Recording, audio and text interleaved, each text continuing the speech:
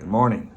Welcome to another edition of Mark's Inspiration. Glad you could join me here today, as always, and I am. Thank you to my 1,350 subscribers. Without you, what reason would I have to be here? If no one was listening, why would I need to talk? So, listen to this today. Smash that like button and subscribe. Hit the notification bell and leave a comment in the comment section. And if you'd like me to speak on a certain subject, tell me about it in the comment section. I would be glad to do that for you.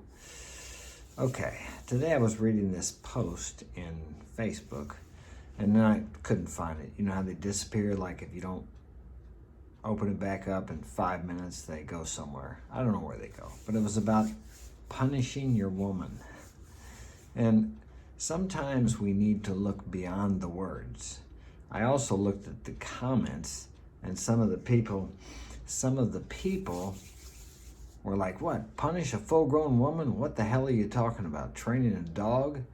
And I understand what this man meant by punishing women, okay? It's not like taking out a belt and whipping them, although I guess there are some women that like that, the ones that are into that BDSM or whatever it is. I had to look that up in the dictionary to know what that meant. There's all these phrases and abbreviations, and I don't know what they are. I have to look them up in the Urban Dictionary. But that's a whole nother topic. So we have to look beyond the words, because words are just a method of communication and they really don't imply the full meaning of what the speaker is trying to say. I think I read that communication is only about 25 or 30% of the words we use, and the rest of it, the 75 to 85%, is our body language, the way we say the words. I'll give you an example. If you asked me a question, a yes or no question, and I said, no, okay, that's no, right? How about if I said, no? How about if I said, no? So that's just a simple example of the same word, but there's a difference behind the way I said it. And you will take it differently because of how I express the word. It's the same thing with many words.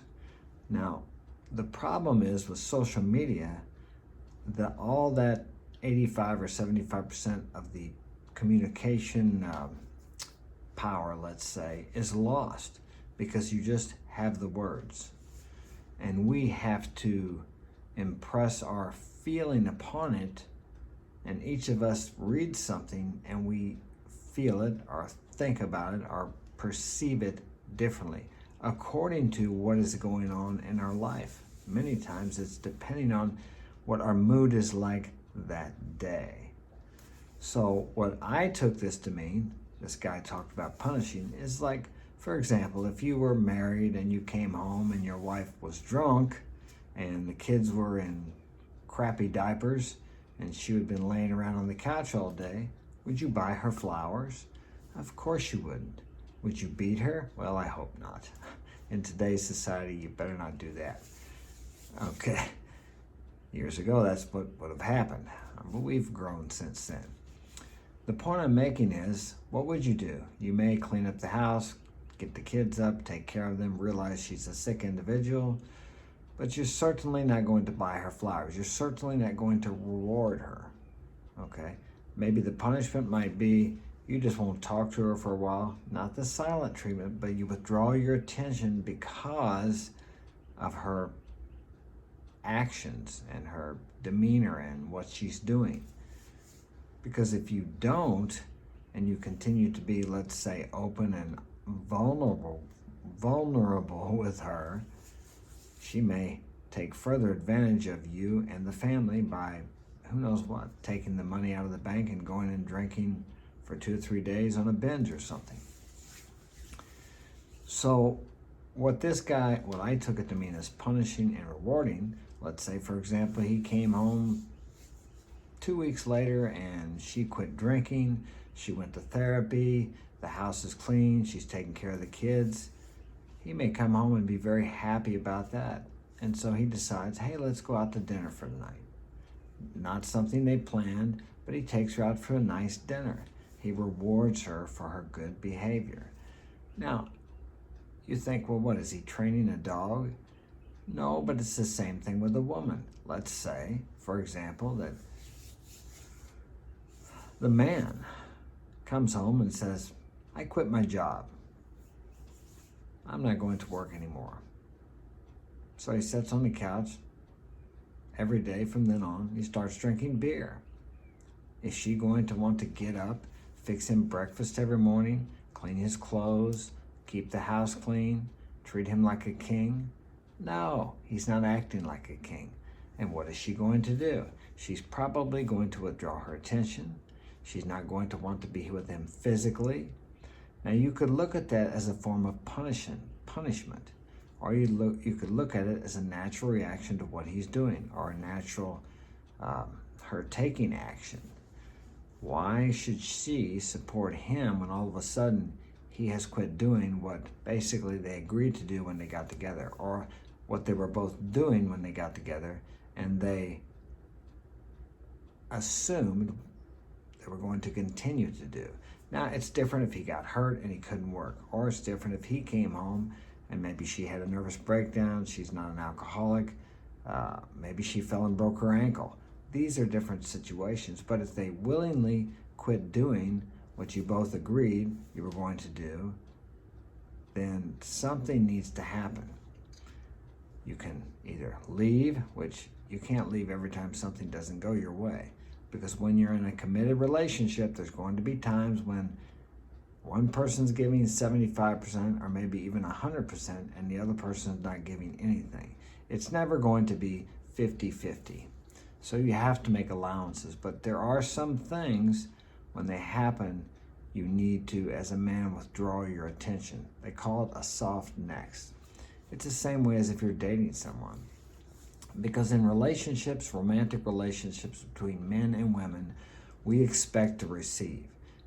Now, I believe in giving without expecting anything in return.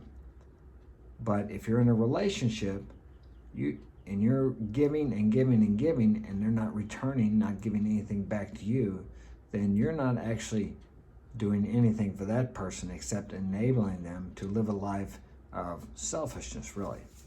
There should be a back and forth. There should be reciprocation. And if there's not, then you need to get out of that relationship, because all relationships, functional relationships, are reciprocal. Would you go to work every day for your boss if he didn't pay you? Would you continue to pay taxes if the roads weren't kept up, the government was a shambles? I mean, the only reason you would pay them is if you felt like you were going to go to jail if you didn't. But if you look at all the relationships in your life, you get something from those people. If you're friends with someone, you guys help each other out, whether it be physically, emotionally, whatever. There's a reciprocation, there's a giving and a taking. And in all functional relationships, this is how it works. So you need to remember that. It's good to give and not expect anything in return. I do it all the time. I give money to organizations, to individuals, to help people. And a lot of the times I give it to the individuals or organizations who have helped me, because I want what has been given to me to be given to other people so they can have an opportunity to grow and to learn as I have had. And by doing that, you get back abundantly what you give out, whether it be time, money, whatever it happens to be. Information. There are many things that you can give away. If you don't have money to give away, you can give away your time. Life is about giving. It's not so much about taking. But, as I said, in a committed relationship, you need to be aware of what is coming back to you, because there are people out there who will take and take and take from you and not give you back very much. And actually, if you get in a relationship like that, those people that you continue to give to will disrespect you more and more and more. Now, I know that doesn't make a logical sense. You would think if you gave to someone and continued to give to them, that they would respect you and appreciate you. But it doesn't work that way because there's an imbalance there.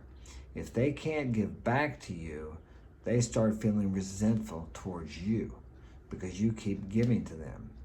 It doesn't make sense, but that is what happens. That's why if you've ever been in a relationship where you were the bigger giver and you kept getting more and more disrespected, because they become resentful to you because they cannot reciprocate. Either they choose not to reciprocate or they're just not able to. It's not in them to do that. And so the more you give them, the more they feel indebted to you. And how do most people feel when they owe people money, like banks or institutions? They actually become resentful because they have to continue to make that payment. Well, these people can't make that payment to you for whatever reason. So they become angry and resentful, and they have to lash out or disrespect you or treat you badly to justify the fact that they're not paying you back or they're not reciprocating. I know that doesn't make logical sense, but that's just a psychological, how do I say? That's just how it works psychologically. That's the best way I can tell you. So think about that. It is important to give, but it's also important to see what's coming back to you. And it's also important to not allow people to treat you badly or to treat your family badly. As I started this out, if you come home and your wife is just not doing anything and this continues, you need to take some type of action. Whether it be withdraw your attention, focus on yourself. If you have kids, focus on your kids, take care of them, and just you need to eliminate any, how do I say, any communication with her that allows her to continue her lifestyle. I'm not talking about giving her the silent, cold shoulder treatment, but you have to focus on yourself and work on yourself and detach from her, as they say, detach from her with love. Allow her to work out her own problems. Very difficult when you're married because her decisions and her actions affect you. If you give her the money to pay the electric bill and she doesn't pay it, guess what? That affects you and your kids. So that's a very difficult situation to be in. You need to be very careful before you decide to commit to someone, to marry someone, and to have kids with them. You need to vet them properly. And in return, the woman, as I would tell my daughter, you need to be very careful about the man. What kind of family does he come from? What is his history? What is his consistency level? Can he maintain what he shows or what he presents to you today? These things are very important. Don't jump into a relationship too quickly. I've done that. Doesn't work well. That's all I have time for today. If this has been of value to you, you can hit the PayPal button and donate whatever you feel the value was worth to you. Share this with a friend, and I'm going to go. I'll see you tomorrow. Thanks for joining me, and take care.